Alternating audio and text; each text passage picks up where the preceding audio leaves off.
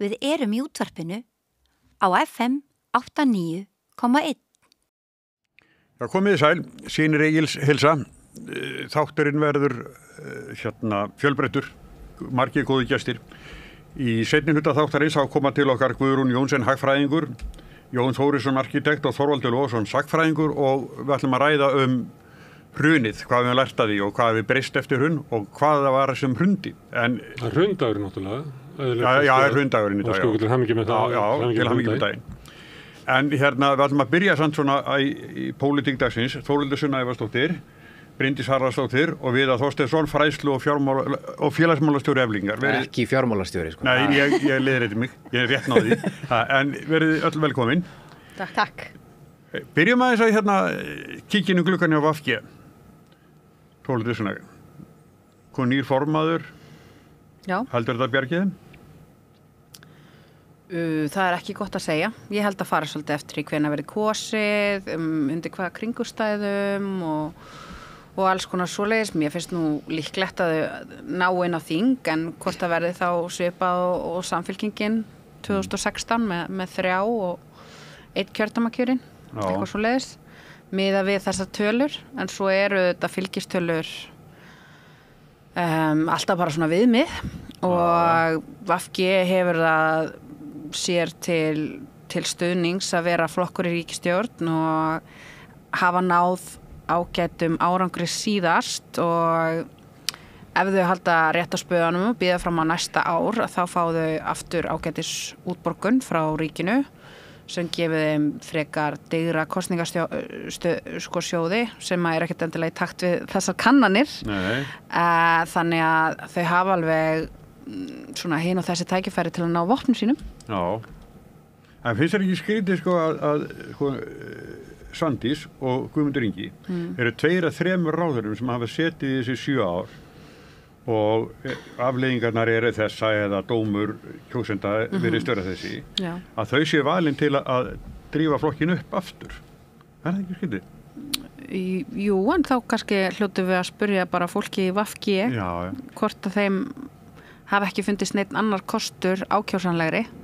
Þetta eru þetta reynslu mikið fólk í stjórnmálum og mögulega er það þess vegna.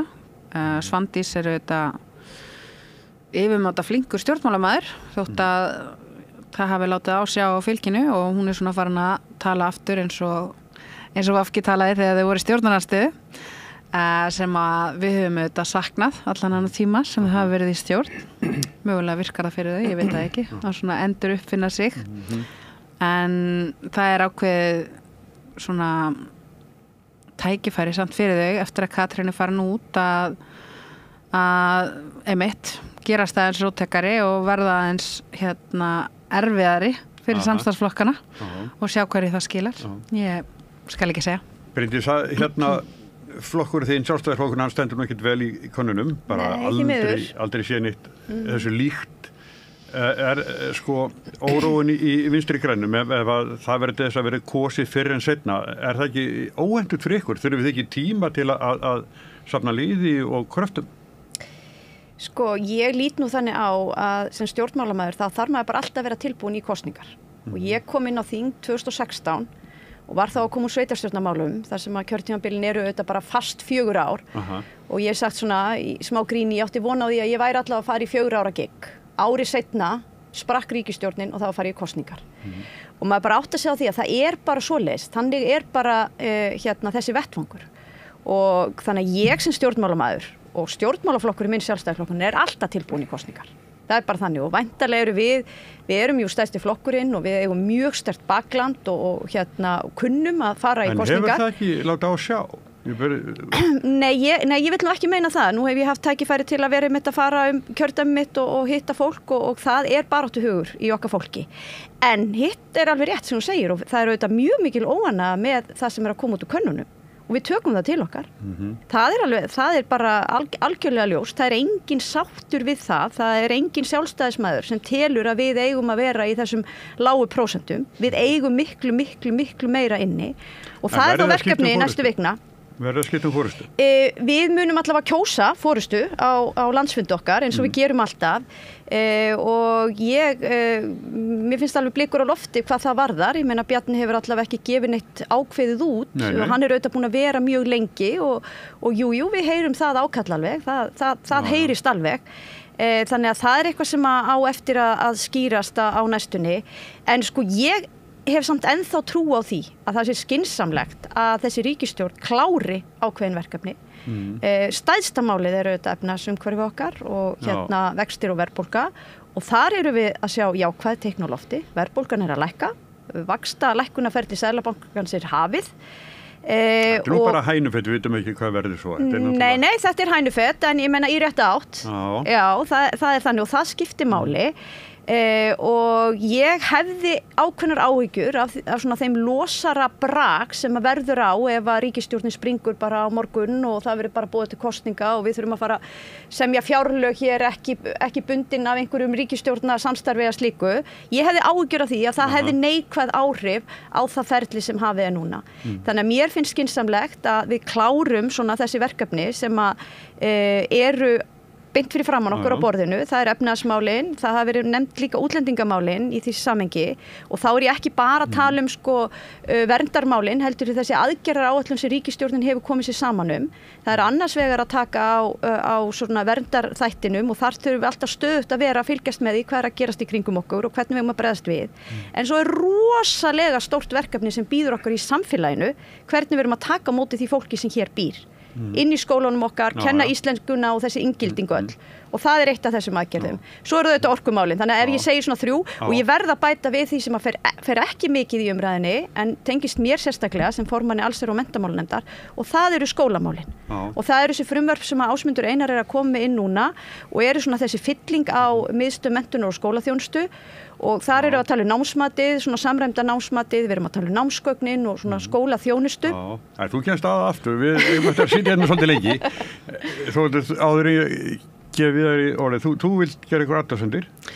Já, ég vildi bara koma því á framfæri að ég að átta mig á því og vissi það eflaust að við Bryndís erum jafnaldrar í pólitík á þinginu og komum báðar inn árið 2016 og það rifjast upp fyrir mér að það ár vorum við ekki með ríkisstjórn þegar við vorum að vinna fjárlögin og við höfum alltaf litið svo á að þetta hafi raun verið bestu fjárlögin sem við höfum tekið þátt í. Okkur fannst það ganga bara mjög vel án ríkisstjórnar. Já, og það gekk reyndar alveg ágætlega. Og þetta var í eina skiptið sem ég veit til að Landspítalinn hafi ekki þurft að starfa í halla eða vanfjármagnaður þetta ár. Þannig að ég held að það sé alveg ákveðni kostur í því að það sé ekki starfandi ríkisstjórn og samt verði að klára fjárlög. Það bara ákveðin skylda sem hvílir á þinginu sem fer með fjárveitingavaldið. Og því oft svona hent fyrir róða að hafa vola gaman að kenna okkur einhverjar vanfjármagnun en svo þegar kemur að því að hlusta á hvað okkur finnst og þá það annað mál sko.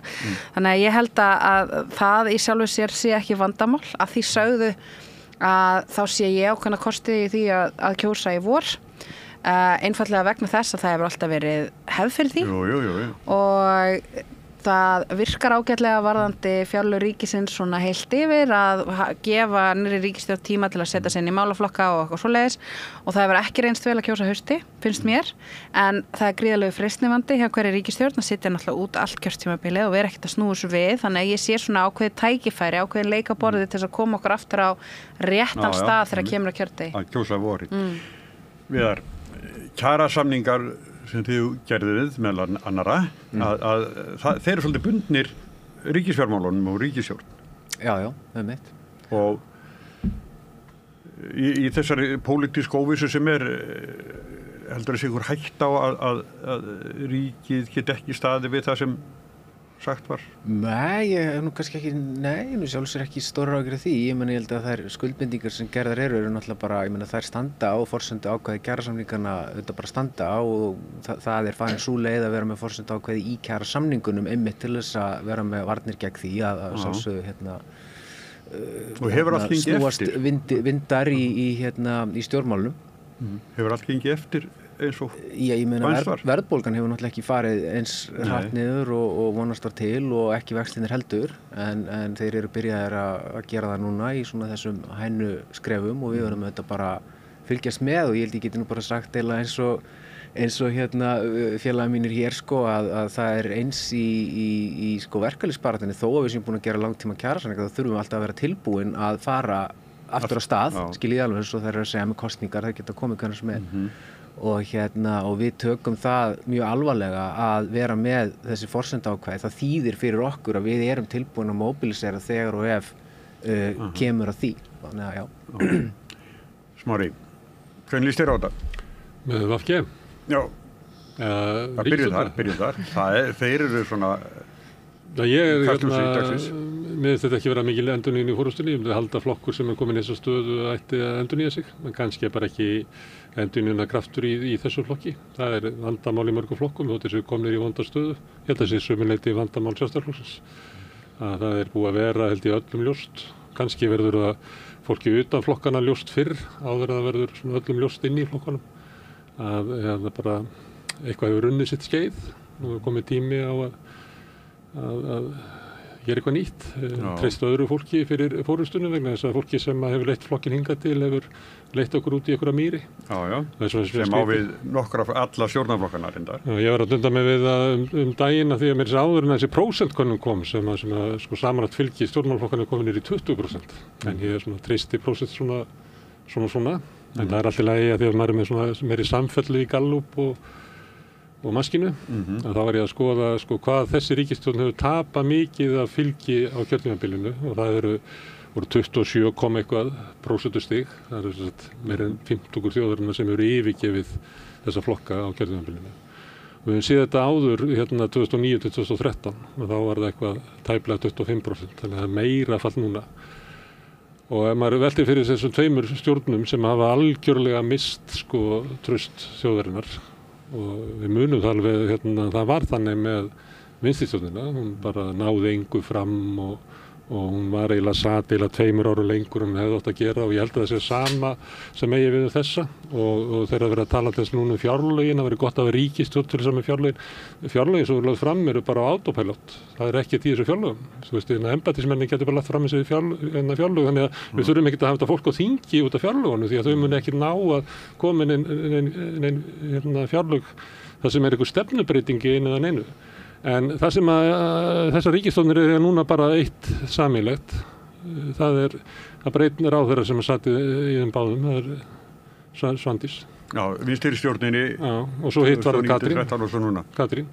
Þannig að mér finnst skrítið þegar að vera að tala auðvitað, er Svandís skemmtileg manneskja og spönk í henni og mörguleitið aðdánaverð. En þú veist, ef maður horfir á stjórnmálaferil hennar, að þá hún situr í 2 ríkisstjórnum sem eru bara disaster og hún er búin að vera aðal klappstýran á leið Katrínar Jakobsdóttur út í einhverja mýri með hennar flokk og svo hefur við bara trúað því að hún kom allt inni fram og sé eitthvað svona ný Svandís og við hefum bara, þetta er eins og í Dallas maður hefur bara gleyma síðustu 5 árum og Bobby allt inni kemur tilbaka og einhver annar sögur þegar það byrjar allt inni. Ég held þetta, ég veit ekki hver að kaupa þetta. Það mun samt alveg virka fyrir suma. Bara það sem er inni, þetta er bara friðþæging fyrir þessi 2% sem ennþá styðja flokkin. Það voru bara 2%. Má ég aðeins kommenta á þetta með VG? Já, endilega. Það búið að vera mjög áhugavert að fylgjast með vinstri grænum og sérstaklega fyrir mig sem vinstri mann. Þú veist, ég hef ekki aldrei verið í vinstri grænum en ég hef alltaf litið þannig á maður eigi eitthvað sameiginlegt með fólkinu þar þegar maður er vinstri maður og svona. En í þessari löngu stjórnarsettu tíð sem að Katrín leiddi þá hefur flokkurinn alltaf bara breytt rosalega mikið pólitískan karakter og maður fer að velta fyrir sig bara hvers konar flokkur er þetta í raun og veru. Og mér finnst flokkurinn vera orðin eiginlega meira eins og bara eins og til dæmis þýsku græningjarnir eitthvað svoleiðis. Þetta er orðin svona frjálslyndur svona grænkapitalista hernaðarsinna flokkur í raun og veru, skilurðu? Ég vildi eiginlega óska að væri þannig því að ég upplifði þessi mikið vinstri flokk vinnandi með þeim. Já, maður hefur heyrt þetta svolítið frá ykkur sjálfstæðismönnum sem eru áhugaverð. En já, nei, ég held að þetta sé svolítið svona karakter þú veist, flokksins og ég held að þetta miklu leyti svona þessi kannski grassroad sem á einhverjum tímapunkti var þarna, þú veist, og maður fyrir lengra aftur í söguna, í tímann í fyndinni var til dæmis verkafólk og lánunafólk var í þessum flokkum og kaus þá, skilur, handla löngu farið. Og eftir situr svona mestmegnis kannski einhver svona ákveðin svona millistéttar elita sem að kannski var þarna tíma út af því að það var þarna á forsendum einhvers konar hugsjóna eða einhvers slíks. En ég held að það sé bara líka alveg farið úr þessum flokki. Það í raun og veru eftir mjög svona þunn skel fólks í kringum þessa svona toppa innan flokksins. Þetta bókstaflega, þú veist, fólki sem bara var að vinna í ráðuneytunum, bara hjá Katrínu og þú veist, það fólk bara komið í staðinn fyrir grassrótina eða aktivistana, þú veist, í flokknum. Þannig að svo núna komið á þennan stað að það fyrir að spyrja sig sko hvað hver á nú að koma og endurnýja, maður spyr sig almáttur hvaðan á það fólk að koma. Þú veist, það ekkert fólk eftir í Vinstri grænu. Þú veist, það er ekkert ungliða starfaninu viti eða... Hún ætlaði að fara í formannsframboðs. Hún náttúrulega með þessa tillögu að slíta stjórnarsamstarfinu sem að við komumst að mjög fljótlega. En ég meina, mér finnst það bara fullkomlega rökrétt að Svandís einmitt bara farið þarna. Hún var bara next in line og ég meina já, og þó hún hafa sjálfsögðu verið þáttakandi í þessu ríkisstjórnarsamstarfi, þá hún samt aðeins svona farið meira með löndum. Hún hefur ekki verið svo sem verið ræst út til þess að svara fyrir öll ósköpin og svo náttúrulega hefur hún þetta hvalveiðimál svona undir sínu belti, þar sem að hún auðvitað getur komið og sagt, ég meina ég er þó að minnsta kosti sú sem reyndi að standa upp í hárinu og Sjálfstæðisflokknum í þessu ríkisstjórnarsamstarfi þó að það hafi svona auðvitað verið stjórnsýslulegt klúður og allt það, en ég held að hún geti svona aðeins hangi á því. Þannig ég held að sko það sem að Svandís ætlar sér að gera er að reyna að sveigja svona aðeins aftur núna tilbaka frá þessari svona vegferð að breyta flokknum basically í svona eitthvað eins og þýsku græningana og að reyna svona að setja aftur á sig, þú veist, þennan hatt, þú veist, við erum vinstri flokkur og tala bara þú veist, það eru kvenréttindamálin og það eru umhverfismálin og allt þetta og ég held að henni muni alveg takast að svona, þú veist, kalla til sín aftur svona kannski eitthvað af þessu gamla fylgi, alveg eins og reyndar hinir flokkarnir muni gera líka, ég held að Sjálfstæðisflokkurinn muni alveg eiga eftir að bæta við sig, vegna þess að fólk sem að í könnunum núna segist ætla að kjósa miðflokkin eru auðvitað bara svona sjálfstæðismenn sem eru að svona láta í sér heyra til þess að reyna að... Já, þá sem að Björn Leví tók sama með Sigmund Davíð, hann situr við hliðina á þinginu og hann segir að það sé svo mikið lán að því þá hafa meira pláss að því að Sigmundur sé svo sjaldan og svo tekka hann líka á mætingum hans á nefndafundi og það var alveg kapút sko. Og þannig að það leiðin að þessi 20% fylgi. Það nú við fleiri leitu á þinginu sko. Þeir eru og lítið þar. Þetta er svona, þeir eru meira út af við að tala við kjósendur og miklu minna inn af við í vinnunni. Hverju? Bara fólk í framvarasveitinni. Kristrún það er hægt að fylgja sem að hverjir eru á fundum fólk sem er upptekið við að bara í kosningabaráttu. Það er upptekið við að afla fylgis frekar heldur en endilega að vera mikið í nefndavinnunni og við höfum oft verið skömmu í raun fyrir það af einhverju fólki sem er að ráðleggja okkur að við séum alltaf duglega að mæta í vinnuna og svona. En mér langaði samt sko ekki tala um það heldur með þetta varðandi VG sko. Það sem að kannski gleymir svolítið í umræðinu VG og hvers vegna Svandís ætti að halda áfram og eitthvað svona er sko að upplifun þeirra sem að eftir sitja að minnstakosti og ég veit að þetta er upplifun forystusveitarinnar í VG er að þau eru í ákveðnu skaðaminnkunarstarfi gagnvart Sjálfstæðisflokknum í þessari ríkisstjórn og það hefur bara komið skýrt fram í viðtölum við Katrínu Jakobsdóttur að sko eftir vinstristjórnina sem þú minnist á Gunnar Smári að þá tók við hægri stjórn sem að bara flippaði öllu sem vinstri stjórnin gerði og sneriði bara öllu við með þetta sami og upplifunin eftir það var að það þýði ekkert að reyna að koma á einhverjum breytingum ef að Sjálfstæðisflokkurinn er ekki með í þeim ég held að það hafi líka tekið töluvert á að hafa Sjálfstæðisflokkin í stjórnunarstöðu en það geta verið mikil áskorun skulum við orða í stjórnunarstöðu já, ég minna bara vinna þá vinnu Já, og ítök Sjálfstæðisflokksins auðvitað líka bara í embættismannakerfinu og svona. Já. Djúpríkjum. Þannig að sko sterkir í fjölmiðlum. Það sem að mér hefur mjög endurtekið fundist koma fram er að fólki sem er í VG núna, það telur sig vera að fórna sér fyrir málstæðin. Það er að mýkja þær ákvarðanir sem að Sjálfstæðisflokkurinn myndi annars taka. Og þau segja þetta líka mantra er allar ríkisstjórnir eru betri ef þær eru með VG innanborðs. Og trúa þessu. Já, og trúa þessu. Þetta er sama orðræðan og var fyrirgefið bara rifjað upp í sambandi við ISAF, því kannski munið eftir því, þá var einmitt þetta við værum að fórna okkur eins og Jesús á krossinum.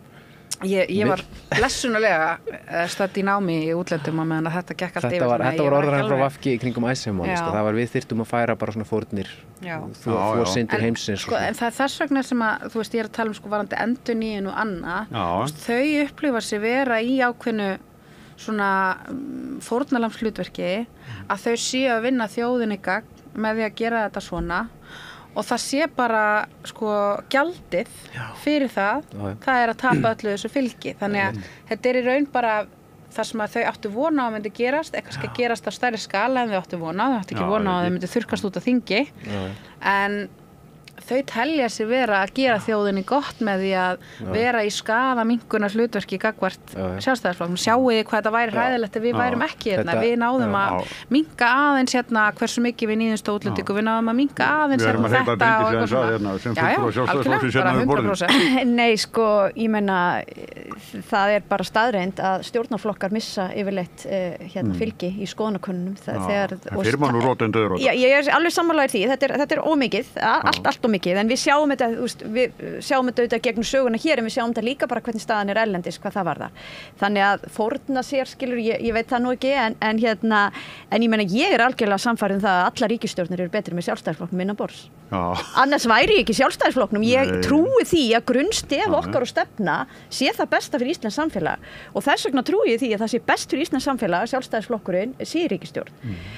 Og það er auðvitað þannig að það er búið að vera að togast á. Við erum náttúrulega sitt hvor póllinn.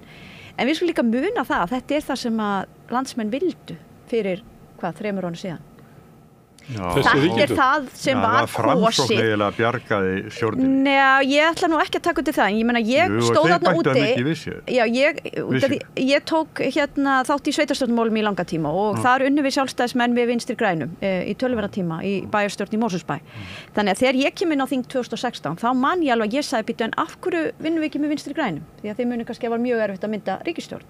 Á þeim tímapunkti vildi Vinstri grænir heldur ekki tala við sjálfstæðisflokkinn og það var auðvitað mjög spennandi kostur að ná svona frjálslyndri hægri stjórn með stjórnmálaafli sem hét Björt framtíð og Viðreisn og við vitum svo hvernig sú vegferð fór.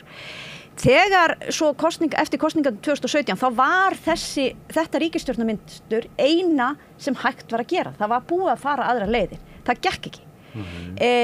Þegar við fórum svo í kosninga fyrir 3 árum síðan þá fannst mér ég heyra það mjög skýrt út á vettvangi að fólk vildi áframhaldandi sömu ríkisstjórn og meiri segja sko eins ótrúlegt og það kann að hljóma þá voru sumir sjálfstæðismenn sem sagði já ég ætla að kjósa ykkur en eru þið ekki örugglega að fara að vinna með verður Katrín ekki áfram þarna? Svona var andrúmslofti á þessum tímapunkti. Ég get alveg sagt það að ég hef enga trú á því að þessi 2 flokkar fari endilega í samstarf aftur eftir næstu kosningar. Það er nú ykkar þingflokksformaður eiginlega búin að kveða það. Nei, ég held að sé ekkit okkar þingflokksformaður. Jú, Hildur sagði, fyrsta manneskjan til að segja þetta. Já, en ég meina þetta er það sem við heyrum auðvitað út allt í baklandinu hjá báðum flokkum og ég held að báðum flokkum líður einhvern veginn þannig að það sé verið að fórna og miklu í þessu samstarfi. Það er alveg þannig.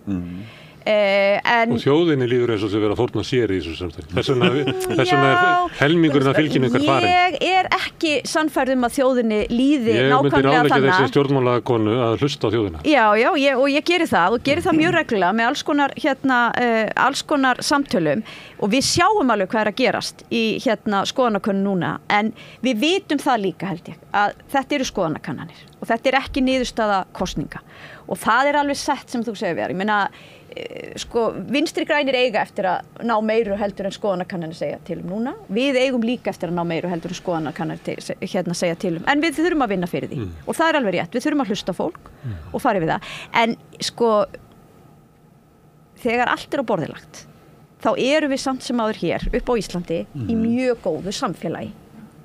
Þar sem okkur hefur gengið afspyrnu vel í öllum alþjóðlegu samanburði, hvort sem við tökum kaupmáttaaukninguna, jafnréttismálin, velferðarmálin, meira segja heilbrigðismálin okkar sem við erum alltaf að rífast og er ekki nógu góðum farvegi.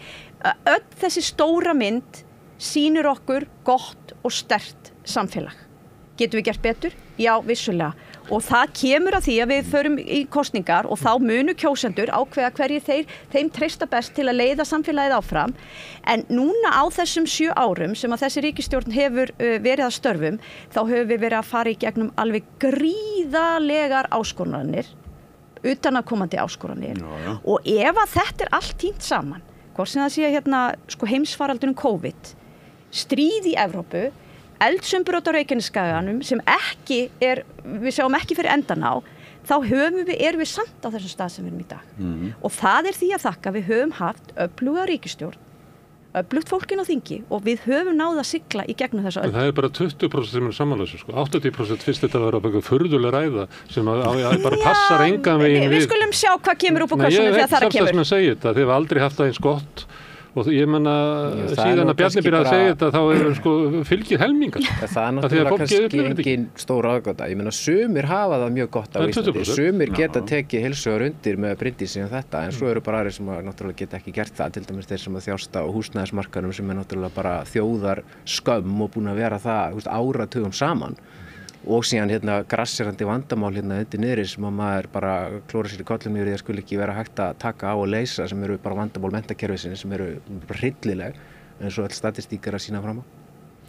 Já, eða bara aðgengi að lágmarksstuðningi fyrir fólk með einhvers konar vanda, fyrir börn með fjölþættan vanda. Við erum ennþá að vista börn í gæsluvarðhaldi.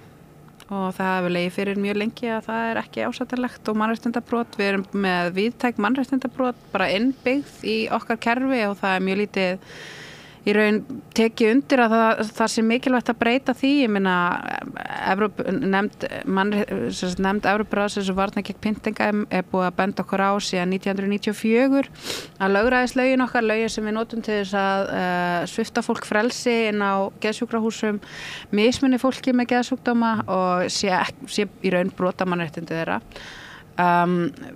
Það hægt að halda langa ræðu skuggahliðina og þessu sem að Bryndís var að halda fram og þá enda ég aftur í sæti gagnrýnandans sem að kannski ekki endilega skemmtilegasta hlutskiptið. Ég held að sko það sem að mér finnst svo ógagnlegt og skaðlegt við að þessi ríkisstjórn sitja áfram þrátt fyrir það sem ég sagði vorkosningar hversu augljóslega ykkur langar ekki að vera í þessari ríkisstjórn saman lengur.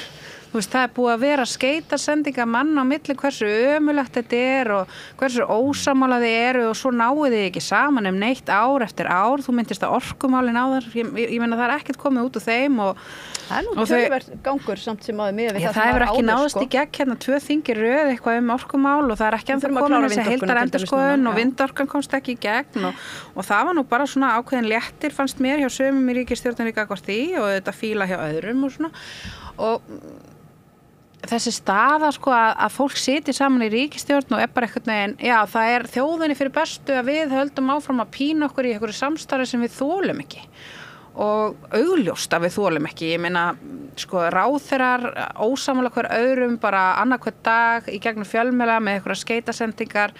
Umboðsmaður Alþingis hefur með réttu bent á að þetta sé ekki góð leið til þess að stjórna landi að vera með einhverja svona 12 smákónga sem að gefa út einhverja svona yfirlýsingar hvernig þeim líður þennan daginn varðandi það sem hinn smákóngurinn var að gera í smáríkinu Íslandi. Þetta ekki skynsamleg leið til þess að stjórna ríki og það kannski aðalega það sem að sko þó að mér finnst áfram skynsamlegast að kjósa vorið þá finnst mér ekki réttlætanlegt að halda svona áfram vegna þess að mér finnst það svo mikil vanvirðing við það embætti sem að fólk hefur við þau völd sem það hefur að láta eins og þau séu alltaf að fórna sér með skít og skömm fyrir það að fá að vera ráðherra í ríkisstjórn þjóðarinnar og það sé svo leiðilegt að vinna með þessum sem eru þarna hinum megin í hinu húsinu. Þetta ekki í lagi, sko. Hvernig þetta er ekki í lagi. Og þessar endalausu undir rós hótanir að samþykkja vantraust og ég veit ekki hvað, sko. Þetta ekki mjög heilbrigt umhverfi fyrir ríkisstjórn til þess að starfi. Ekki friður á sjónarhimilinu. Bara engan veginn og það orðið svolítið þreytt. Ég meina, við höfum bara við erum bara einhvern veginn að fylgjast með hvað þau eru að gera og þurfum ekki að segja neitt af því að þau sjá bara að rífa hvert annað niður sko. Þetta minnir mig mjög á ríkisstjórnina sem ég nefndi áðan sem 2009 til 2013. Hún misti svona samstöðuna innra með sér meðal annars vegna þess að hún var ekki að ná árangri og hún var alltaf að reyna að sannfæra almenning sem var að gangi í gegnum sko gríðarlegar svona efnahagslegar hamfarir í sínu prívatlífi, margir að missa húsnæði sitt og margir bara uggandi og fleira. Og við vorum alltaf að hlusta á ráðherrana sem segja en þau áttu okkur á því að hér var hrun og við erum að gera svona, við höfum gert þetta og ég man að svona Steingrímur J lét alltaf svona eins og hann væri svo duglegur, það var alltaf ljós í fjármálaráðuneytinu, hann var að gera allt sitt besta, við erum að gera okkar besta. Ég meina, almenningur upplifði það ekki að það væri verið að mæta sínum sko þörfum og væntingum. Og mér finnst þessi ríkisstjórn vera bara nákvæmlega eins að það er gríðarleg verðbólga hérna, það eru gríðarlegar vaxtahækkanir sem hefur grafið mjög misjafnlega undan sko lífskjörum fólks. Því lítið að tala kaupmátt þegar að hann allur étin upp að 400.000 króna á mánuði húsnæðisláni. Já, og bitnar harðast á leigjendum, bitnar á barnafólki, bitnar á yngra fólkinu og fleira og það eru margir bara, maður heyrir það bara þegar maður lappar bæinn og við sjáum þetta líka í könnunum að það fyrir svona 2-3 árum þá var könnun hjá Vörðu sem sýndi það rúmlega 20% næði ekki endur saman, nú er það komið upp í 43%. Þetta eru hamfarir. Og þá mætir ríkisstjórnin, alveg eins og hrunstjórnin sem hafa kölluð það. Og segir já, þú veist, við höfum staðið okkur svo vel og þetta er svo miklu betra vegna aðgerðana sem við höfum gert. En það er ekkert sko samræmi í þessu. Já, en mér finnst þetta nefnilega áhugavert líka að fara aftur í sko svona Steingríms og Jóhönnu stjórnina og hugsa aðeins hana, líka tengt þessu sem Þórhildur er að segja svona þetta svona píslarvætti vinstri grænna. Ég held að þetta sko Steingrímur, hann þetta er mjög áhugaverð fígur í þessu, því það er vissuleyti má segja það er hann sem að svona opnar þessar dyr og gerir þessar svona kúvendingu sko, eftir að hafa verið náttúrulega bara í áratugum saman náttúrulega bara þekktur sem bara svona tiltölulega staðfastur prinsippmaður í íslenskri pólitík sem var svo sem þorði þegar aðrir þögðu og hann naut trausts og virðingar hjá mjög stórum hópum fólks, Steingrímur sko, í þessari löngu tíð sem á VG voru svona þessi svona trúverðuga gagnrýnisrödd í íslensku stjórnmálum, en svo snýr hann þessu við óbúslega hratt á mjög skömmum tíma með þessari stjórnarsetu og það kemur í staðinn einhvern veginn allt önnur orðræða í kringum það bara, bara hver er ég og hvað er ég að gera í stjórnmálum sko. En var ekki alltaf samtíðsjóðurinn sem stýrði raunverulega efnastjórnir? Já, það er svo annar máli, ég er meira að tala um bara hvernig þetta er fyrir, fíguruna sem sko pólitískan leiðtoga, skilur mig að svissa svona og ég meina, auðvitað er alveg hægt að færa einhver svona tæknileg rök eða einhver svona leikjafræðileg rök, þetta er einhver svona taflborð og ég var að meta heildarhagsmuni eða eitthvað svoleiðis. En mér finnst þetta samt svo merkilegt því þetta er svo mikill pólitískur sko í raun og veru barnaskapur að trúa þessu vegna þess að ef þú veist eitthvað pólitík þá veistu náttúrulega hún virkar kannski ekki alveg svona. Kjósendur er ekki svona einhverjar svona nytjastefnu útreikningsvélar sem að hugsa, já þessi stjórnmálamaður endaði á því að taka hérna skynsamlega ákvörðun út frá eitthvað svona, þetta virkar ekki svona. Þú ert að díla við, þú átt lífið þitt í stjórnmálum undir trúverðuleika þínum gagnvart baklandi og stuðningsfólki sem þarf raunverulega að skilja hvað þú ert að gera og þú getur ekki telt því fólki bara eins og einhverjum skákmönnum á einhverju borði og sagt treystið mér, ég er með þetta allt saman útreiknað í einhverju þrívítar skákforriti sem ég er með í vasanum. Þetta gengur ekki upp í pólitík sko. En ég held nákvæmlega að það var þetta sem að hefur svo ráðið för hjá VG allar götur síðan, þessi sami hugsunarháttur, við erum í einhverju svona rosalega útspekulegra skaðaminnkunar aðgerð skilur sem að gengur út á það að halda svona einhverjum stöðuleika yfir lengra tímabil og svo framvegis en auðvitað með þessum kostnaði sem er sá að við höfum ekki lengur neitt vinstri í íslenskri pólitík og hver er svo kostnaður hann að því? Hann er auðvitað mjög mikill fyrir okkur öll sko. Ekki vinstri í íslenskri pólitík? Já, ekki inn á þingi. Þetta er náttúrulega það sem að Drífa hefur til að spennta þetta þessi vegferð Katrínar Jakobsdóttur hafi ekki bara eyðilagt VG heldur eyðilagt vinstrið og verði bara lengi að jafna sig eftir þetta. Það sé mjög alvarlega aðgerð sko. Ég vil leyfa mér að benda á það að það er til aðra leiðir til þess að meta kosti stjórnmálaafla en hvort eru til hægri eða vinstri og við höfum sannarlega félagshyggjuafl og mannréttindasinnað og umhverfissinnað afl inn á þingið. Þótt að við höfum aldrei viljað skilgreina okkur til vinstri að þá eru Píratar mjög róttækir þegar kemur að félagshyggju, þegar kemur að umhverfismálum og þegar kemur að vernd mannréttinda og stöndum í raun svolítið ein eftir á Alþingi þegar kemur að mannréttindum og umhverfisvernd núorðið. En ég hugsa að Drífa hafi verið að meina þetta er ákveðin svona saga sem endar inn í VG. Þetta er alþjóðubandalög og fleira sem þarna og þessi saga er eiginlega enda inn í VG á leið Katrín Jakobsdóttur út í einhverja mýri. En það hefur líka verið sagt að það er engin umhverfisflokkur lengur og það hefur ýmislegt verið sagt svona og mér langaði bara að benda á þetta vegna þess að það er held ég ekki þessum hugsjónum og þessu markmiðum til framdráttar að þurrka bara út það sem þó til staðar, að viðurkenna það ekki. Vegna þess að það dregur þá, ef að við erum hérna inn á þingi að berjast fyrir mannréttindum, umhverfisvernd, félagshyggju og atriðum sem þessum og við erum einhvern veginn aldrei tekin með inn í reikningin og látið eins og þetta sé alveg vonlaust og það ekkert eftir og það engin eftir sem stendur fyrir þessu og ég ekki að segja að þú hefur verið að gera það, ég vildi bara halda þetta til að haga. En ég veist það frábært að heyra þú ef Píratar eru félagshyggjuflokkur sko, en maður myndi þó vilja kannski svona, heyra það. Við tölum fyrir gjaldfrjálsri heilbrigðisþjónustu, við höfum verið að berjast fyrir því að öryrkjar fái hækkanir í samræmi við lög og fái þar að auki sko, þessar verðtryggðu hækkanir sem þeir eiga skilið að fá.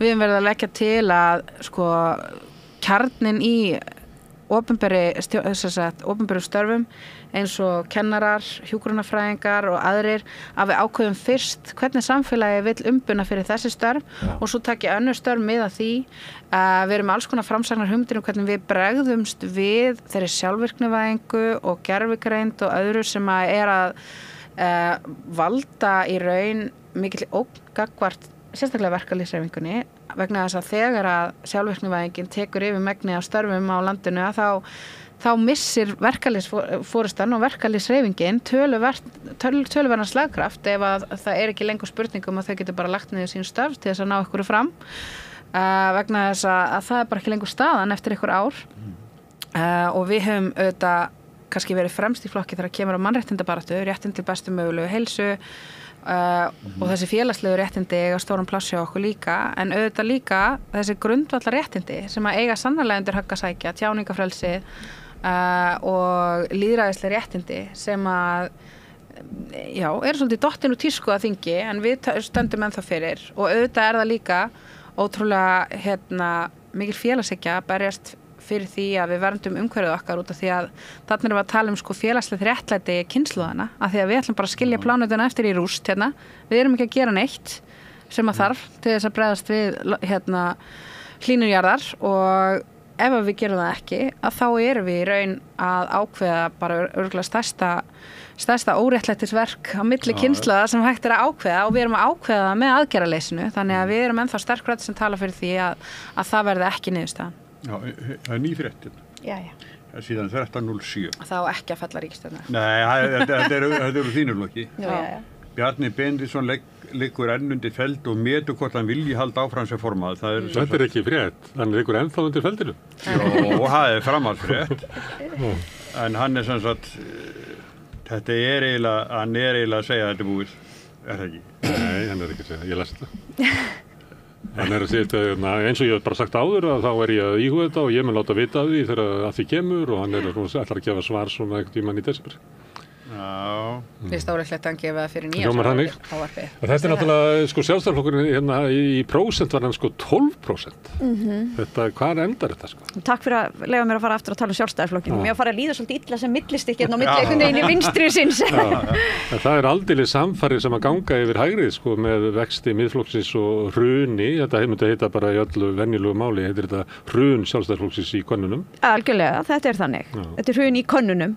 Og okkar verkefni að sjá til þess að þetta muni ekki vera þannig þegar talið upp úr kössunum en auðvitað þetta mjög alvarlegt, það bara þannig sjálfstæðisflokkurinn á ekkert að vera með 12% í könnunum það bara mikið verk framundan hjá okkur það mikið verk framundan, ég bara tek undir það alveg þannig og við auðvitað sjáum það núna og mannabreytingar, hann hlýtur að vera, það ekki Já, ég meina það alveg ljóst að það verða einhverja mannabreytingar hjá okkur. Við erum flokkur sem förum nú yfirleitt í prókjör og við erum með 17 þingmenn í dag og einhverju komu nýjir inn fyrir 3 árum síðan og aðrir höfðu verið 4 ár áður og ennar lengur og svona þannig það alveg ljóst að það verður.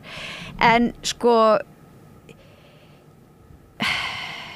verkefnið stórt og mikið framundan en þegar við erum að horfa á þessar kannanir, ég meina miðflokkurinn, ég held að hann mun aldrei fá það sem hann að fá í könnunum núna.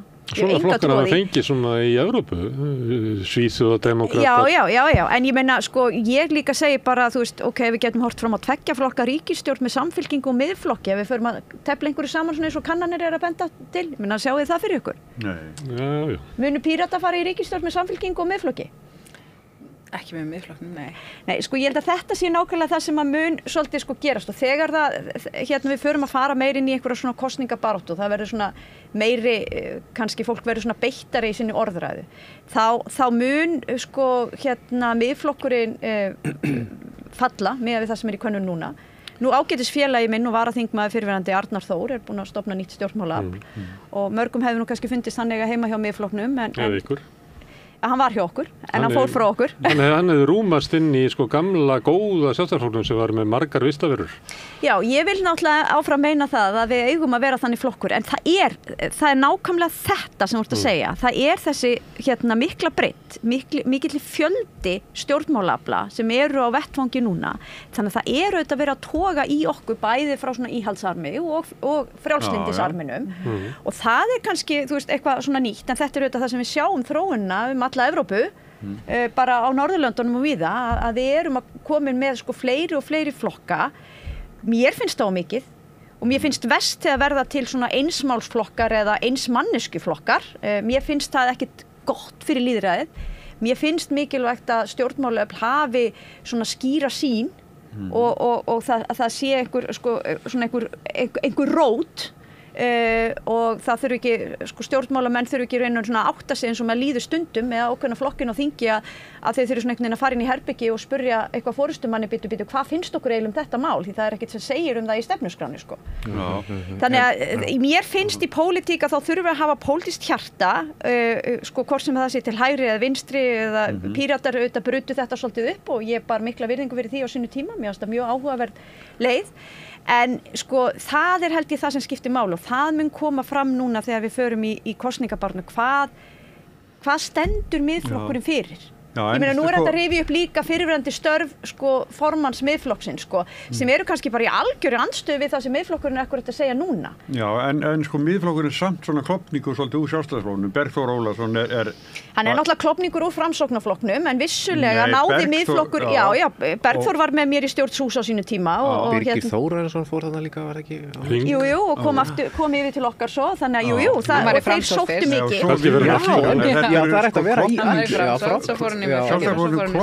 Já, og ég meina þegar þú segir þetta, ég meina þú veist borgarstjórinn sem er nú fyrir Framsóknarflokkinn var líka Sjálfstæðisflokknum einhvern tímann, ég meina það eru margir flokkar sem hafa verið duglegir að sækja fólk annað eða fólk flust yfir. Stjórnmálin að verða meira svona eins og enski bolti sko, þetta svona leikmanna svona bara í upphafi að vera svona flokkaskipta gluggi. Þetta er svolítið áhugavert sem við erum að upplifa núna því að núna er í raun að koma fyrir hægri þar sem að hefur alltaf verið sko nota gegn vinstrinu að þau geti ekki komið sér saman kjarnaatriðin og bara einbeitt sér að því og í staðinn eru þau farin að rífast smáatriðin og kvarnast upp úr þeim. Þetta var náttúrulega einn stærsta svona pólitíska sko breytingin sem varð í sko hruninu og eftir hruninu var auðvitað akkurat þetta að þessi rosalegi sess Sjálfstæðisflokksins í íslensku stjórnmálum auðvitað hrundi og hefur aldrei alveg náð sér sko. Verða til þessi flokkar sem að já, það er það vissulega mjög íkt en þetta er samt sem það er ekki bara sama. Við ættum að horfa á klofningin með Viðreisn og sömuleyti flokk fólksins og hvernig miðflokkurinn er eiginlega að breytast í klofningu úr Sjálfstæðisflokknum. Ég ætla að horfa á þetta einmitt frá hruni, hvernig sko það er eiginlega sagan af falli Sjálfstæðisflokksins sko. Já. En má ég spyrja þú alltaf, bara forunilegt sko, að því þú eiginlega svona útilokaðir stjórnarsamstarf við miðflokkin, er það þá út af því að þú sér fyrir að þið myndi aldrei geta náð saman þá til dæmis stefnuna í útlendingamálum eða? Já, til dæmis og bara við erum algjörlega á andstæðum póli þegar kemur að flestum málum sko, ég meina við þurfum ekki bara að horfa á útlendingamálin heldur líka þegar kemur að málefnum kynsegin fólks, þegar kemur að réttindu kvenna til yfirráða yfir eigin líkama og ég meina það og við Sjálfstæðisflokkin líka hvers formaður greiddi atkvæði gegn þungunarofslöggjöfinni. Nei, hann greiddi atkvæði gegn á samt 10 öðrum köllum í Sjálfstæðisflokknum. Ég man að þetta var ansið sjokkarandi. En ég greiddi atkvæði með og við vorum mjög samanliðar. Konurnar í Sjálfstæðisflokknum stóðu með konum sem er mjög jákvætt en miðflokkurinn var allur á móti og við hafði bara frekar að mér fannst ógeðfelldan málflutning í kringum það. Þarna var flokkur fólksins líka. Og sko ekki sælla minninga, fór að tala barnamorð og að við værum að gleðjast yfir þeim og eitthvað slíkt sko.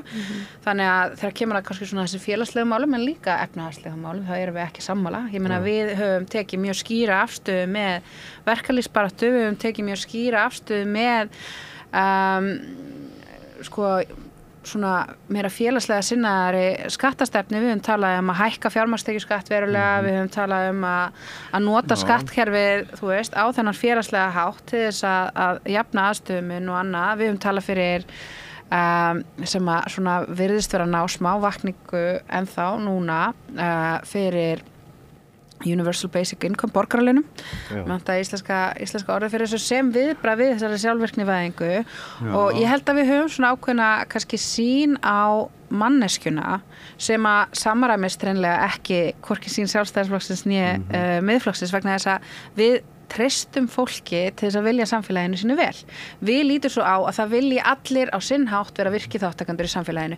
Við teljum okkur ekki þurfa að vera með boð og bönn og niðurskurðarstefnu þegar kemur að þeim stuðningi sem að þú ert að fá frá samfélaginu til þess að geta blómstrað og lítum svo á að þessi nálgun að það sé alltaf allir að reyna að svindla á kerfinu og það þurfa að passa að gefa fólki ekki of háar atvinnuleysisbætur af því að þá endi það bara í sófanum út ævina sko. Við höfnum þessari hugmyndafræði og þessari nálgun á hvernig manneski virka. Ég vona innilega að sko Píratar í aðdraganda þessara kosninga einmitt, þú veist, þá tali inn, þú veist, í þá átt að markmiðið sé að reyna að koma á einhvers konar vinstri stjórn eftir kosningar. Ég vona það innilega því það væri þetta svona Getur ekki breytt aftur svona kosningabandalag? Það virkaði rosa vel. Já, það náttúrulega það sem að fór úrskeiðis í þessu kosningabandalagi var að leiðtogi flokksins á þeim tíma ákvað að tilkynna það bara án þess að tala einu sinni við hina fyrst, sko. Og það var auðvitað ekki mjög ekki mjög smart move. Auðvitað eiga íslensku stjórnmálaflokkarnir núna sko.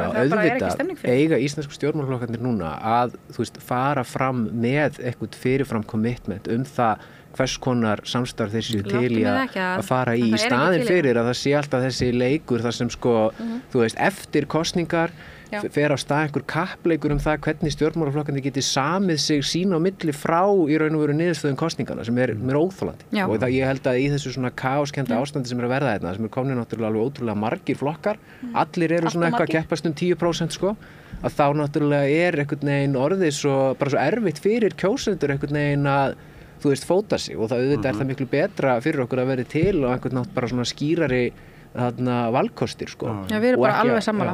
En ég er sammála til dæmis fyrir alla sem að telja sig vera svona hægra megin við miðju þeir eru bara að kjósa Sjálfstæðisflokkinn. Sem að myndi þá fara í samstarfi við Miðflokkinn. Ef við myndum spyrja fólk, hvaða flokk vildur þú síst sjá í næstu ríkisstjórn? Ég held að Sjálfstæðisflokkurinn myndi vinna það. Ég held að sé svona 70% þjóðinni sem að vill fá bara Sjálfstæðisflokk. Svona fólk er að þreita. Ég er ekki að segja þetta vilkirni, ég er bara að metja þetta sig þannig að það séu komið rosalega þreita gangvægt þessu flokki og það sem sést með hann. Og formanninn sérstaklega heldur, sko hann er. Já, bætir það, ég kannski hefði Bjarni staðið sér betur með flokki meiri meðbyr og svona og þetta er ekkit áfellisdómur yfir Bjarna, sko, hann er alveg jafnir eftirlegur eftir sem áður og allt ræði með það en þetta er bara staðan og ég held að segja þannig að og þess vegna er það svolítið sorglegt að sko Samfylkingin sem að hefur fengið svona eiginlega hálfgjört umboð þjóðarinnar í skoðanakönnunum til þess að verða eitthvað mótvægi vill bara alls ekki verða það mótvægi heldur opna fyrir það að mynda ríkisstjórn með Sjálfstæðisflokknum eftir kosningar sem er Já, ég held að Samfylkingin sé nú líka bara græða á svona ákveðni raunsæi og jarðbindingu, það er það sem hefur svolítið fleytt þeim áfram, en þetta væri reynda mjög áhugaverð sko skoðanakönnun, en aftur skoðanakannanir eru skoðanakannanir.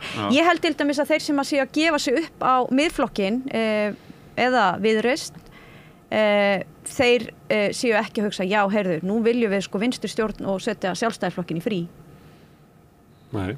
Ég er nokkuð viss það bara svo sé. Samanlagt með svona 31-2% Miðflokkurinn og Sjálfstæðisflokkurinn. Þetta færist bara á milli. Það er svona þriðjungurinn sem vill hægri stjórn. Og svo bætir við Viðreisn við og þá ertu komin með í raun og veru svona þetta gamla sögulega fylgi Sjálfstæðisflokksins. Eitt hérna með Píratana. Eins og þú hérna taldir upp ágæti ykkar, en í þessu fylgishruni stjórnarflokkanna þá fer fylgið ekki yfir til ykkar. Nei, það er alveg rétt. Við höfum haldið í svona kjörfylgið okkar, það verðist vera nokkuð stabílt en okkur hefur ekki tekist að núna í svolítinn tíma, kannski 1 ár, eitthvað svo leiðis, að mælast fyrir ofan það, sko. Og það er alveg áskorun og verkefni fyrir okkur að komast lengra. Nú er Björn búin að segja þjóðarátaki að koma Pírötum yfir Sjálfstæðisflokkinn. Er það ekki bara okkur smart með? Sagði hver? Björn Leví. Já, Björn Leví, já. Það er líklega þá að Sjálfstæðisflokkur komi niður til ykkar en það er Já, sjáum hvernig það fer. Við eigum alveg... Heyri hvað fólk óska sér hérna við borðið. Við eigum alveg eitthvað inni, sko. En hérna, við þurfum að fara að bretti bermar varandi það. Já, og það sem að kannski hefur okkur legið helst svona hálsi er að við séum ekki nógu skýr fyrir hvað við stöndum og það er kannski, sko, það er tvennt í þessu. Það er annars vegar að þá tölum við fyrir svona frekar stórum hugmyndum sem að virka svolítið langt inn í framtíðina og er erfitt og flókið að matreiða í einhverju stuttu máli þannig að það skiljist nákvæmlega hvert þurfum að fara. Við þurfum svona þátt til þess að geta að tala hugmyndirnar okkar margar hverjar. Svo er hitt, sko, að við höfum verið, vil ég bara segja, duglegasti flokkurinn í stjórnarandstöðu og þá meina ég varðandi það að veita stjórninni virt aðhald, varðandi það að kalla eftir upplýsingum, varðandi það að bera sig eftir opnum fundum og annað og að mæta og tala mikið útlendingamálin, já, vissulega, við vorum alltaf bara eini því í nokkra vikur, sko, af því að það var enginn með okkur þar, eins og ég var að tala um áðan, að mannréttindin eru bara dottin úr tísku á Alþingi.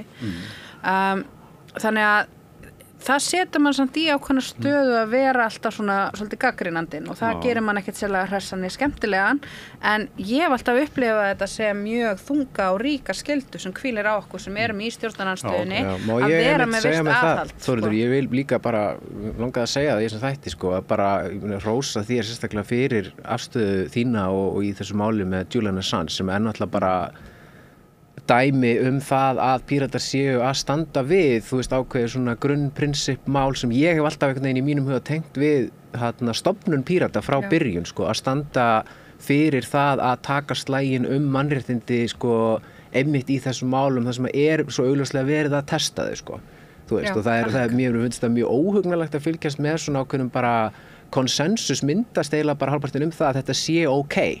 Sem var gert við Julian Assange og auðvitað síðan alltaf fleiri dæmi uppljóstrara og svona og mér finnst það bara mjög flott hjá þér og hjá Píratum að hafa haldið áfram að taka slag í svona prinsippmáli og líka gera það inn á hinum alþjóðlega vettvangi þar sem maður verður nú að segja eins og er að sko Íslendingar, íslenski stjórnmálamenn og íslensk stjórnvöld hafa náttúrulega bara fyrst og fremst sko verið þjóðinni til skammar. Skiljið mig, eins og varðandi Palestínu og Sameinuðu þjóðunum og fleira og gera aldrei neitt nema að þú veist kría út undanþágur fyrir Ísland og Íslendinga eða eitthvað slíkt sko. Þannig mér finnst það alveg frábært að Píratar hafi svona raunverulega staðið sig í þessu máli. En þú hittir Julian Assange, ekki? Já, ég hitt hann fyrst þegar hann var í Belmars fangelsi. Í London. En þú hittir hann? Og ég hitt hann núna, þegar ég kláraði skýrsluna Ég sem sagt lagði það til við nefndina mína að bjóða honum. Það var náttúrulega þegar ég byrjaði þetta og þegar ég hitt hann í Belmars fangelsi þá gerði ég mér ekki í hugalund að nokkrum viku seinna hann frjáls. Þannig að þegar hann fékk frelsi sitt og ég var einhvern veginn komin langleiðina með þessa skýrslu þá fannst mér liggja beinast við að bjóða honum að koma og ávarpa nefndina sem að bara ábyrða því að ég fékk þessa skýrslu í hendur og svo framvegis og það var náttúrulega alveg ótrúlega merkilegt augnablik vegna þess að þetta í fyrsta skipti sem að hann kemur fram opinberlega eftir hann öðlast frelsi, hann velur sér þennan vettvang og þau lýsa þessu þannig að hann var í og er í ákveðnu bataferli eftir allan hann tíma undir frelsissviptingu, hvort sem það var í Belmars fangelsi sem var auðvitað kannski lang verst fyrir hann en líka inn í sendiráðinu og hann var líka í, hvað heitir eftir hásarrest á íslensku, stofufangelsi og í einangrun þar á undan, þetta er búið að vera 15 ár af einhvers konar frelsissviptingu sem að maðurinn hefur upplifað og þetta er fyrsta sinn sem hann kemur fram sem frjálsmaður. Á myndu verður það bara að vera fínn sko, svona allt annað sjá hann heldur en sko áður. Já, jú, en hann þreyttist og var svona með lúin og eðlilega, það er bara verið að krassa þig. Þetta var 1,5 klukkutíma langur fundur. Ég er svona eftir að hyggja að það hefði ekki þurft að hafa hann svona langan sko. Mér leiðir svo að þetta væri svona, kannski hálftíma of langt en það var samt mjög gott, þú veist, að því að hann var, ég held að hann hafi syndgaðið korter upp á tíma sko, hann átti að tala í korter, hann talaði held í hálftíma en það var engir sem ákvaða truflanir því en það var þetta bara allt mjög skýrt og skorinast hjá honum og mjög vandlega farið yfir allt og maður misti aldrei einhvern veginn þráðin í því sem hann var að segja og svo gafst þess að meðlimum nefndarinnar á þessum opnu fundi þar að sjá þetta ef þið farið inn á pace.coe.int sem sagt pace eins og göngu pace PACE og svo COE og svo .int eins og international að þar fullt af fréttum þetta það að sjá til dæmis þennan fund sem var tekin upp og var opinn almenningi og fjölmiðlum og var alveg ótrúlega merkilegur vitnisburður og ótrúlegt að fá að taka þátt í því og svo þetta að skýrslan var tekin fyrir daginn eftir í Evrópuráðsþinginu og fékk þennan góða meirihluta og það var kannski svona stærsti slagur sem ég þurfti að vinna en það var mjög ánægilegt að hitta hann líka eftir að skýrslan var samþykkt vegna þess að hann var mjög sáttur við þetta og einmitt þetta hann hafi tekið sér hlé á þessu bataferli það var til vitnis hversu mikilvægt honum fannst að Evrópuráðið myndi viðurkenna að meðferðin á honum hafi verið óásættanleg, hann hafi verið pólitískur fangi á meðan hann var í Belmarsfangelsi og að þessi meðferð hafi haft kælandi áhrif á og mjög neikvæð áhrif á vernd sérstaklega fjölmiðlafrelsisins sem heim allan vegna þess að það sem þetta segir okkur að þú verður sko segja skýrslu hvað það eru þúsundir að hlusta á okkur og horfa sem ekki vita Sessat, ég skrifaði skýrslu varðhaldið og sakfellinguna á Julian Assange og kælandi áhrifum þess á vernd mannréttinda það var titillinn á skýrslunni sem ég gerði og hún snýst náttúrulega það að Julian Assange gaf út upplýsingar sem upplýstu viðtæka stríðsklæpi, glæpi gegn mannkyni grun það og pyntingar, mannrán, leynifangelsi upplýsingar alla sem voru geymdar í Guantanamo fangelsi og hvers vegna og ýmislegt fleira sem að gaf til kynna mjög viðtæk mannréttindabrot mjög viðtæka stríðsklæpi og ekki bara það heldur líka ótrúlega mikla njósnir almenna borgara og hvernig alríkislögreglan CIA leyniþjónustan í Bandaríkjunum notar iPhone og tölvur og sjónvörp og ristavélar og ískápa og ég veit ekki hvað til þess að njósna fólk sko. Upplýstum allt þetta og hefur í raun verið ofsóttur síðan af bandarísku stjórnvöldum, oft með liðsinni annarra stjórnvalda líka og undir lokin, svo það er hægt að lesa þetta allt í skýrslunni, undir lokin þá var hann sem sagt í varðhaldi í Belmarsfangelsi í London og það var framsalskrafa á hendur honum frá Bandaríkjunum þar sem átti rétt yfir honum fyrir brot á njósnalöggjöfinni í Bandaríkjunum, sem sagt í Espionage Act sem eru lög frá 1917 sem er ætlað að grípa njósnara sko, sem að ætla einhvern veginn að skemma fyrir bandaríska ríkinu og fá fólk til að svíkja lit og eitthvað svona. Og þetta var aldrei verið notað gegn blaðamanni áður.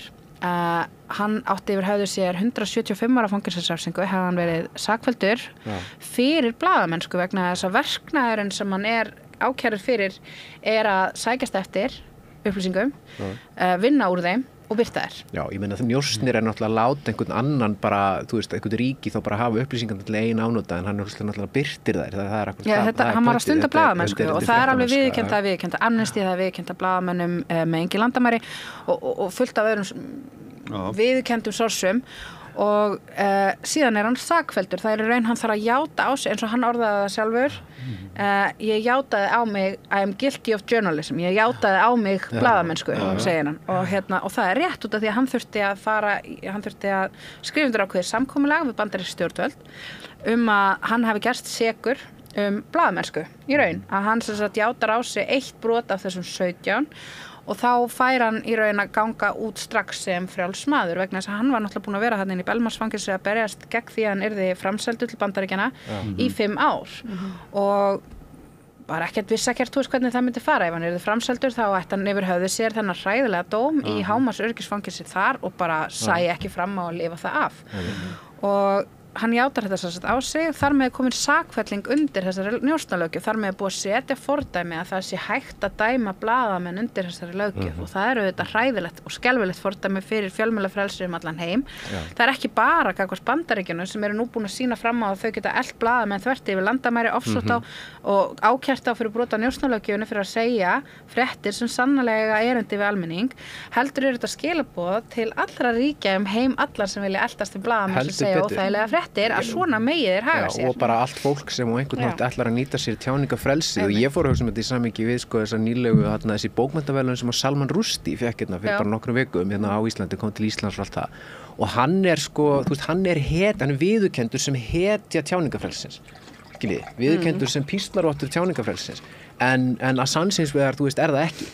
Og þetta segir manni bara allt heimsvaldastefnuna. Hver er ástæðan fyrir því, akkur Salman Rushdie, akkur ekki Julian Assange? Jú, það er út af því að það sem Assange gerir, hann gengur gegn verkefni heimsvaldastefnunar og hagsmunum þeirra og það er ástæðan fyrir því að hann er gerður að glæpa manni. Já, hann alltaf gengur gegn hagsmunum Bandaríkjanna og bandamönnum þeirra og sýnir fram á hvernig bandalagsþjóðir Bandaríkjanna voru vitorsmenn í mörgu af þessu. Og við getum hins vegar fagnað allt samfélagi getur fagnað tjáningafrelsi einhvers þegar að það gengur gegn, einhverjum öðrum öflum sem eru á einhverjum, sem eru bara svona einhverjum hagsmuna og það er auðvitað bara óþolandi, hræsni og sýnir það hvernig bara umgengnin við tjáningafrelsið er einhvern veginn bara orðin, finnst mér svona orðin að skrípaleik ef ég bara segja eins og skilur og maður sér önnur dæmi það nú reynir mjög mikið á það eins og í sambandi við Palestínu sem dæmi nú er það að gerast bara í okkar bara nágrannalöndum, ég meina á Vesturlöndum í Evrópu, það er bara verið að handtaka fólk á götum úti í Þýskalandi fyrir það að ganga bara með merki á sér til stuðnings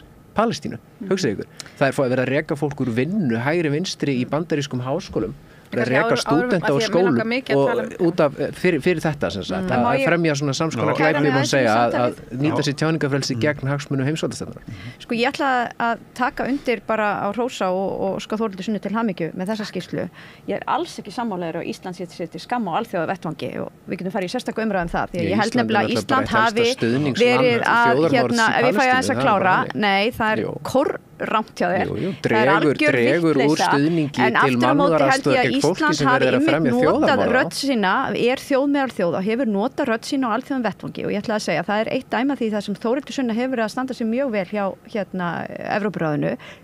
Bæði í þessu máli líka varandi stjórnarandstæðinga í Rússlandi og Kara-Murza og það mál og þar finnst mér við þingheimur hafa getað saminast ágætlega óháð því frá hvaða flokkum við komum, hvernig við nýtum rödd okkar á alþjóðavettvangi. Og mér finnst það líka mikilvægt inn í þessari umræðu sem við erum í núna og þessu stöðu sem uppi er í svona alþjóðasamfélaginu að Ísland sé að nýta rödd sína. Og það á bæði við auðvitað ráðherra og ég held að okkar utanríkisráðherra hafi staðið sig mjög vel í því sem að dunið yfir okkur á síðustu misserum, en líka okkur þingmenn. Og mér stundum hafa skortað það og við Þórhildur Sunnu höfum tekið þátt í umræðum í þinginu að við þurfum að ræða meira alþjóðamál og ég finn það út af því við vorum hér mikið að ræða stöðun í pólitíkinni hérna heima, við erum alltaf svolítið mikið í búblu á Íslandi og það er rosalega hollt fyrir okkur og það er rosalega gott þegar maður fer út fyrir landsteinana sem stjórnmálamaður að hitta aðra stjórnmálamenn, heyra hvernig ástandi er á mismunandi stöðum, það er þroskandi og gott og við mættum stundum taka það svolítið meira líka inn í samfélagsumræðina hér á Íslandi. En nú eru bandalagsríki Íslands að fremja og styðja þjóðarmorð í Palestínu. Hvað finnst þér að íslensk stjórnvöld sé að gera núna? Ég ætla ekki að taka undir það að Ísland sé að styðja þjóðarmorð í Palestínu. En Ísland að styðja þjóðarmorð í Palestínu. Það greiðir ekki atkvæði á vettvangi Sameinuðu þjóðanna til þess að mótmæla því. Við höfum greitt atkvæði með vopnahlé strax og höfum stutt björgunarstarf sem á sér stað í Palestínu. Íslenska ríkisstjórnin ákvað að draga úr og hætta mannúðaraðstoð. Nei, á því augnablikki þegar verið var að fremja þjóðarmorð á fólki. Ekki að gera það. Það sem ráðherra sagði á þessum tímapunkti var það að þau eru að frista greiðslur á meðan verið var að skoða á saman tíma. Það voru ekki eins og greiðslur það er bara bein þáttaka í þjóðarmorði og ekkert annað. Jú, það er það. Og ég vona að þeir valdamenn síðan á Íslandi sem gerðu það verði dregnir til ábyrgðar fyrir það og verði látnir svara til saka fyrir það að hafa tekið þar með lagt sitt litla lóð á vogarskálar þess að þjóðarmorð í Palestínu haldi áfram. Það er það sem íslensk stjórnvöld gerir. Ég vil bara að þetta fólk sé bara sótt til saka fyrir þáttöku í þjóðarmorði að sjálfsögðu. Opinberu sakamáli. Vá! Ég meina, hvað Ertu í það alvöru, annað en trúirðu þessu í alvöru? Hefur farið fram hjá þér hvað er að gera Ég á Gaza? trúir þessu í Hefurðu fylgst með alvöru. því? Auðvitað hefur það ekki farið fram hjá mér. Auðvitað við Og fylgjumst segðu nú mér, hvað ert þú að þjóðin. gera til að stoppa það? Hvað ert þú að gera sem þingmaður? Þú ert að hrósa þér fyrir það að þú sért að gera eitthvað í því. Íslenskir ráðamenn sé að stunda þjóðarmorð á Gaza. Það er bara Vá, ég orðlaus sko. En við skulum bara farðu þá aðeins yfir það hvað Ísland hefur gert í aðstoð við Palestínu. Og á sama tíma og ákveðna greiðslur voru frystar vegna mjög alvarlegra ásakana, þá var verið að setja aukið fjármagn í upplognar eins og allir vita. Eins og allir, já, ok, allt í lagi, heyrðu, en það var sett auki fjármagn í aðra mannúðarástöð á Gaza og að sjálfsögðu hefur íslenska ríki og íslensk utanríkisþjónusta greitt atkvæði þannig að það eigi að verða vopnahlé strax á Gaza og það þurfi að koma þarna inn mannúðarástöð.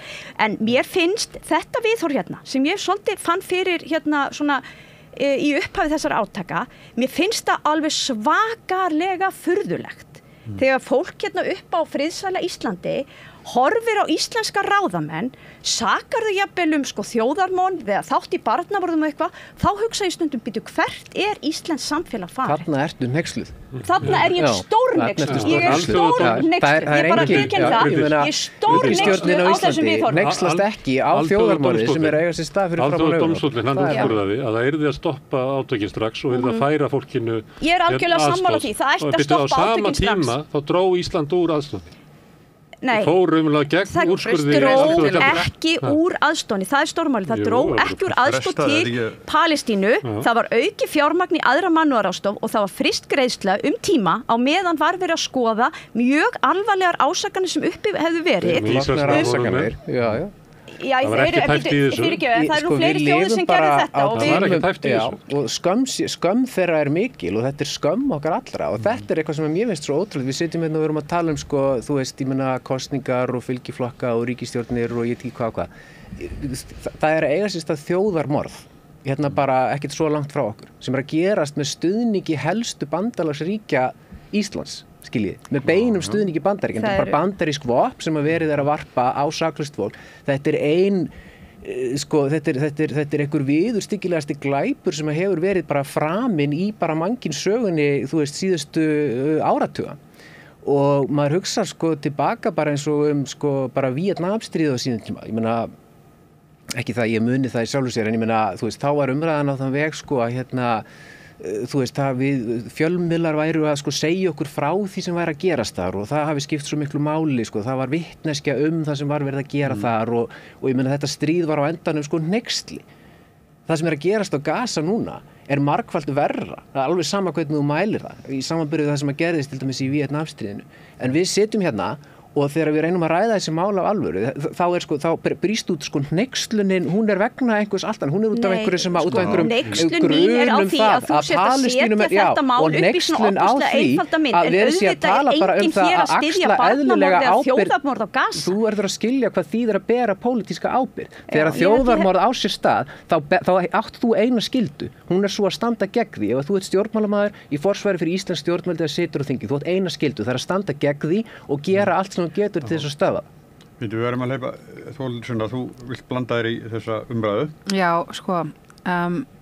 mér finnst þetta mikilvægt að við höldum því til haga að það er mjög skýrt af alþjóðasáttmálanum þjóðamorð, hópmorð eins og þetta heitir á íslensku, að öllum aðildarríkjum og í raun öllum ríkjum heims ber til þess mjög rík skylda. Verði hún þess vör að þjóðamorð sé í uppsiglingu eða yfirstandandi að gera allt sem í sínu valdi stendur til þess að stöðva það. Eða líklegt eins og alþjóðadómstóllinn sagði. Já, það er það sem ég er að segja. Og nú erum við með 3 úrskurði alþjóðadómstólsins í Haag. Þar sem eru hver öðrum alvarlegri þegar kemur að mati á því hvort að þjóðamorð standi yfir. Og síðasti úrskurðurinn segir í raun bara að þau verða að hætta hernaði sínum á Gaza. Ísrael verður að hætta sínum hernaði á Gaza og þau hafa aldrei viljað ganga þetta langt. Alþjóðadómstóllinn einfaldlega vegna þess að mótaðilinn sem ætlaður er í þessum ég ætla ekki að kalla þetta átök í þessu þjóðarmorði, er ekki aðili að Sameinuðu þjóðunum, þú veist, þeir hafa ekki lögsu yfir honum og þess vegna hafa í raun ekki vilja fyrirskipa ísraelska hernum að hætta en þeir fóru eins nálægt í að þau mögulega gátu og vandamálið gagnvart Ísrael að það hefur alltaf fengið að vera undanþágan frá reglunum alþjóðalög að gilda og það eru auðvitað líka aðrar undanþágur, sérstaklega þegar kemur á stórveldunum. En framist að íslenskra stjórnmálamanna refsiverð? Hvað það? Ég vil ekki ganga svo langt að segja að framist að íslenska stjórnmála sér refsiverð. Ég myndi vilja segja að við séum ekki að uppfylla þá skyldu okkar að gera allt sem í okkar valdi stendur til þess að koma í veg fyrir það. Ef við værum að gera það, ef að íslensk stjórnvöld væri að gera það, þá værum við að fara fremst í flokki þeirra sem var að berjast fyrir viðskiptaþvingurum heim allan á hendur Ísrael. Það væri ekki núna fyrst Emmanuel Macron einhvern veginn farin að svona viðra það en heldur væri við löngu búin að því ef við tækjum þetta hlutverk okkar alvarlega.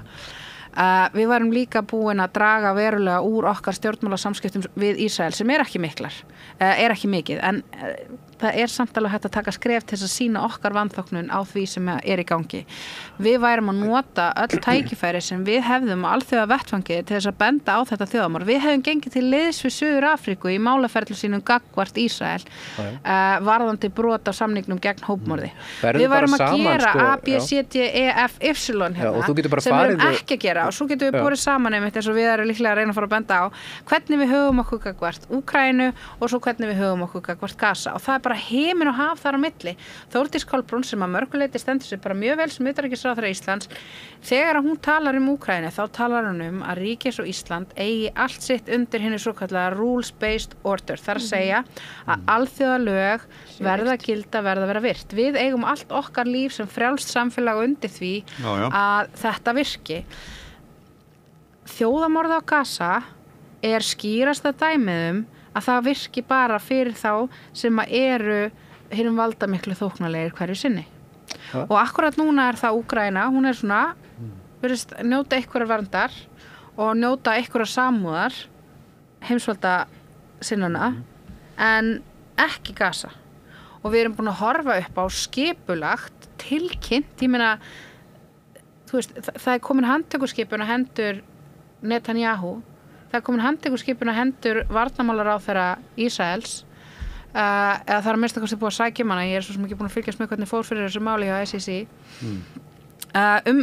sko alvarleg brot á mannúðalögum, stríðsklæpi og það eru komnir allir þessar úrskurðir frá Alþjóðadómstólnum í Haag og þetta væri eitthvað annað ríki, ef þetta væri Rússland bara eitthvað annað ríki haldið við værum ekki komið viðskiptaþvinganir af hálfu Evrópusambandsins og Bandaríkjanna á hendur ríki sem að virðir bara Alþjóðadómstólinn í Haag gjörsamlega vetti sem komið handtökutilskipun frá Alþjóðastríðsdómstólnum og hendur sér og ekki það bara það að það sé ekki viðskiptaþvinganir heldur það bara beinn stuðningur og beinn hernaðlegur stuðningur frá Bretum og frá Bandaríkjanum og það náttúrulega má í raun og veru og ber að líta á þetta þjóðarmorð sem bara þetta bara proxy war sem auðvitað bara stundað af bandarískum stjórnvöldum. Það eru bandarísk stjórnvöld sem að fjármagna það og minna það að bandaríkjamenn buðu Netanyahu ávarpa sameinaðar deildir þingsins og þeir rufu ræðu hann 60 sinnum að þeir voru svo klöppuðu svo mikið. Hann var náði valla sko, þeir voru svo ánægðir með hann. Mann sem sko blóður upp að öxlum og langt upp fyrir haus.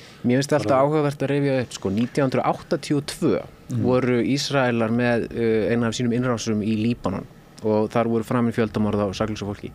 Ronald Reagan steig fram þá á þeim tíma og skammaði stjórnvöld í Ísrael opinberlega og líkti þeim við helfurina. Skiljið. Mér líður stundum eins og að sko það hafi átt sér stað einhver svona siðmenningarleg hnignun hjá okkur, í okkar bara stjórnmála umræðu og bara í því hvernig við horfum á heiminn og atburðina í kringum okkur á síðustu áratugum.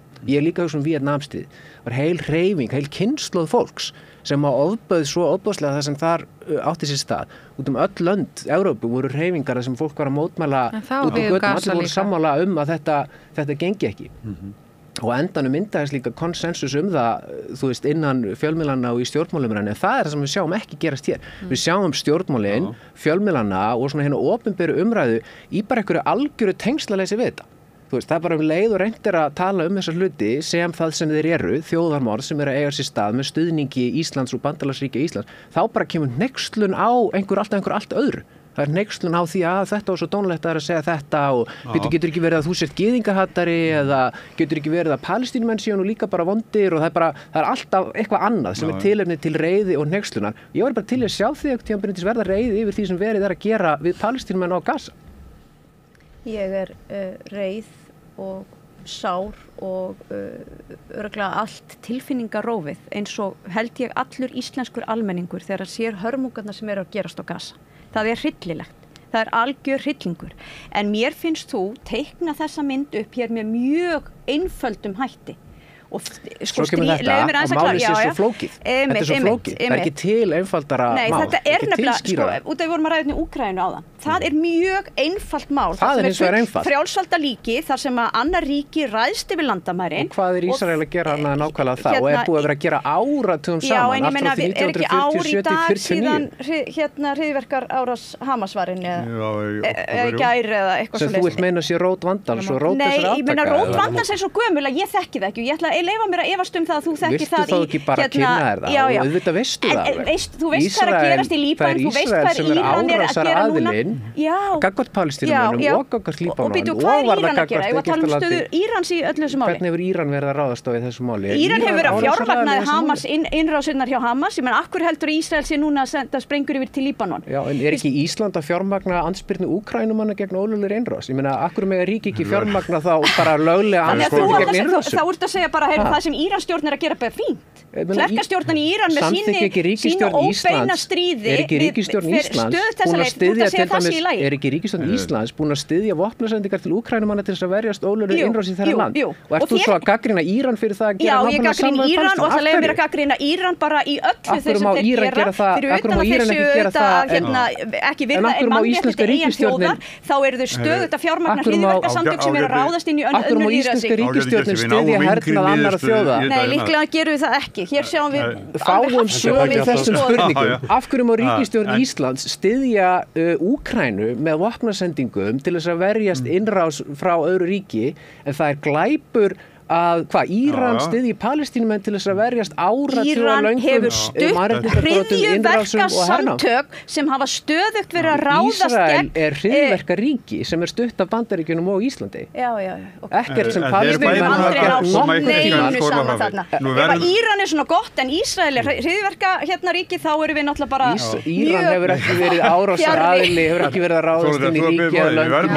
Íran beitir þessari aðferðafræði að fjármagna hryðjuverkasamtök annars staðar vegna þess að þau hafa ekki herafla í að verja sem er hvað, Hamas og Hizbollah verið að ráðast inn í fullvalda ríki. Við verðum að fara hleypa næsta fólki að Þórundur Sunna, Bryndís Haraldsdóttir og Viðar Þorsteinsson. Ég þakka ykkur fyrir komuna og hér eftir er það hér verður hrun, við ætlum að fara yfir hrunið. Það er hrundagur í dag 7. október og dagur sem þú varst að minnast í hann er á morgun 7. október og kannski fjöllum við við rauðaborðið fjöllum við meira Palestínu. Eins og má heyra hér er full þörf á því að Íslendingar ræði þessi mál fyrir það á morgun. En núna eftir að áverða hrunið. Með því að ganga í leigjendasamtökin styður þú baráttu leigjenda. Leigjendasamtökin eru fyrir öll þau sem vilja vinna að réttlæti og öryggi á húsnæðismarkaði. Leigjendasamtökin.is Sósíalistaflokkurinn vill að húsnæðiskerfið verði afmarkasvætt. Meira stefnuna inn á xjóð.is. Allt það besta er ókeypis. Fáðu þér vatn að drekka. Samstöðin þar sem manneskjurnar koma saman.